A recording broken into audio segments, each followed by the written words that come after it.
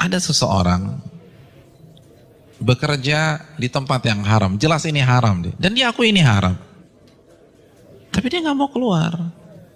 Kenapa dia nggak mau keluar? Dia katakan, anak saya 4, Ustaz. Kalau saya keluar, anak pertama bayar kuliahnya gimana? Anak kedua SMA-nya gimana? Harus bayar uang gedung. Maka saya tetap bertahan karena faktor kondisi. Ini bukan sombong loh Ustadz, ini faktor kondisi. Hadirin enggak. Itu sok pintar. Itu sok pintar. Karena hakikatnya di hadapan kita ada 2 opsi. Opsi yang pertama, matematika kita, logika kita. Gaji kita 15 juta, anak 4. Oh cukup. Tapi begitu saya resign, maka bulan depan 15 juta itu hilang. Maka nggak mungkin mencukupi 4 orang anak. Itu matematika kita. Tapi itu bukan satu-satunya opsi. Opsi yang kedua, Allah berfirman dalam surat At-Talaq ayat 2. Barang siapa yang bertakwa kepada Allah, maka Allah akan berikan solusi. Dan Allah akan berikan rizki dari arah yang tidak ia duga-duga. Namun karena kita merasa paling pintar, kita pilih opsi yang pertama. Karena kita lebih yakin dengan matematika kita daripada janji Allah Subhanahu wa Ta'ala. Bukankah itu sok pintar di hadapan Allah dan merasa cerdas di hadapan Allah Subhanahu wa Ta'ala?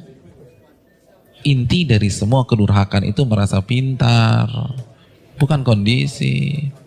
Merasa diri besar, merasa diri kuat menahan adab Allah pada hari kiamat.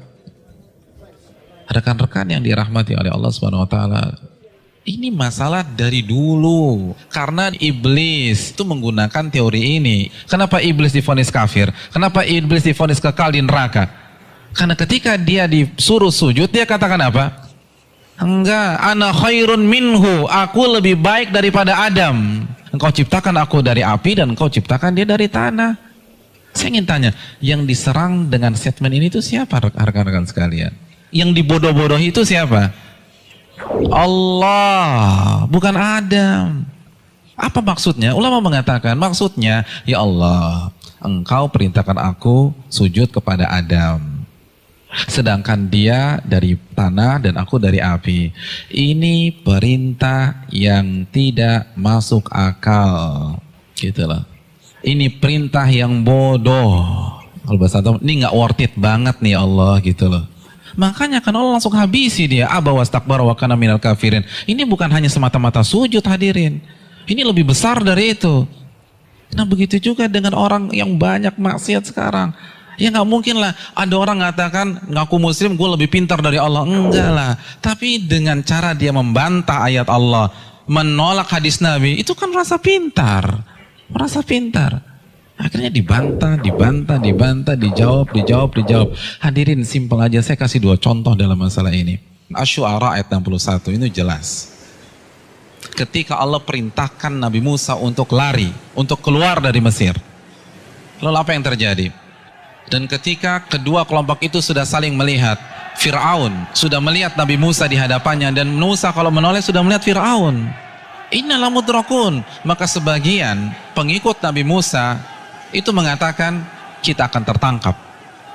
Kita akan tertangkap. Kenapa? Depan laut merah, belakang Fir'aun. Logika main, ketangkap. Matematika main, ketangkap. Lalu apa kata Nabi Musa? Qala kalla, bukan begitu. Inna ma'iya rabbi sayahdin. Sesungguhnya Allah bersamaku dan Allah akan memberikan petunjuk. Maka setelah Nabi Musa berbicara demikian, baru Allah wahyukan anidrib bi'asakal bahra fanfalaqa. Pukulkanlah tongkatmu ke permukaan laut, maka laut pun akan terbelah. Ada 2 sikap yang kontradiksi.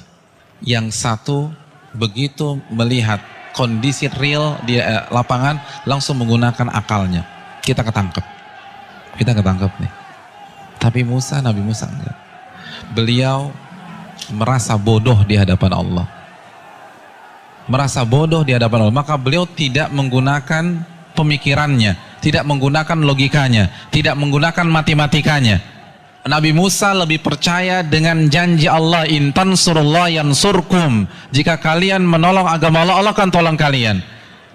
Orang nggak akan bisa seperti ini kalau dia nggak merasa bodoh di hadapan Allah. Hadirin, saya ingin bertanya, pengikut Nabi Musa itu siapa sih? Bani Israel. Bani Israel itu bodoh atau pintar? Pintar. Dan Nabi Musa adalah anak bangsa Bani Israel yang tercerdas pada saat itu. Yang satu merasa bodoh, yang satu merasa pintar. Dan yang benar adalah yang merasa bodoh di hadapan Allah. Ternyata seluruh analisa, prediksi yang diucapkan oleh seluruh orang-orang yang mengatakan kita akan ketangkap salah semua. Bukankah itu pelajaran bagi kita? Bukan berarti kita nggak boleh menggunakan akal sehat, enggak. Tapi kalau sudah berhadapan dengan perintah yang jelas, larangan yang jelas, merasa bodohlah di hadapan Allah. Jangan kritik, nggak mungkin Ustadz, ini nggak make sense nih Ustadz, ini nggak dapat hitung-hitungannya. Tuh Anda baru lagi merasa pintar. Emangnya Allah nggak bisa mengkayakan Anda dari jalan-jalan yang Anda nggak duga? Contoh yang terakhir, jelas-jelas surat As-Saffat ayat 102. Perintah jelas, Allah perintahkan Nabi Ibrahim untuk menyembelih putranya. Lalu Nabi Ibrahim lakukan hal tersebut. Kita sudah bahas. Hadirin yang dirahmati oleh Allah Subhanahu wa taala. Nabi Ibrahim kenapa tetap menyembelih putranya? Karena merasa diri bodoh di hadapan Allah. Karena kalau pakai matematika dan logika, itu jelas sudah nggak boleh disembelih. Wong orang terbaik kok. Beliau akan komplain, kalau beliau merasa pintar saja, beliau akan komplain, kenapa anak saya disembelih? Saya kan manusia terbaik di sini. Harusnya kan anak saya sekolah, di sekolah internasional, ya Allah, kenapa justru disembelih? Kan begitu logikanya. Tapi tidak, beliau merasa diri bodoh, sehingga lebih percaya terhadap perintah Allah daripada logikanya sendiri. Ada yang berani meragukan kecerdasan Ibrahim? Saya ingin tanya, etnis dan ras tercerdas di dunia itu siapa? Bani Israel. Bani Israel itu keturunan siapa? Nabi Ibrahim dari Ishak. Jadi ini bapaknya kecerdasan. Tapi ketika berhadapan dengan perintah yang tegas, larangan yang tegas, udah sami'na wa ta'na. Lalu kita yang gak cerdas-cerdas begini, berani debat Allah, berani mengatakan ini nggak benar, ini keliru, hitungan saya nggak dapat. Kalau begitu kita makan apa? Allahu Akbar. Janganlah kalian mati kecuali kalian menjadi seorang muslim, pribadi yang menyerah kepada Allah. Kita yang mengkrit hari terakhir hidup kita. Dari sekarang, hadirin sekalian, dari sekarang menyerahlah kepada Allah.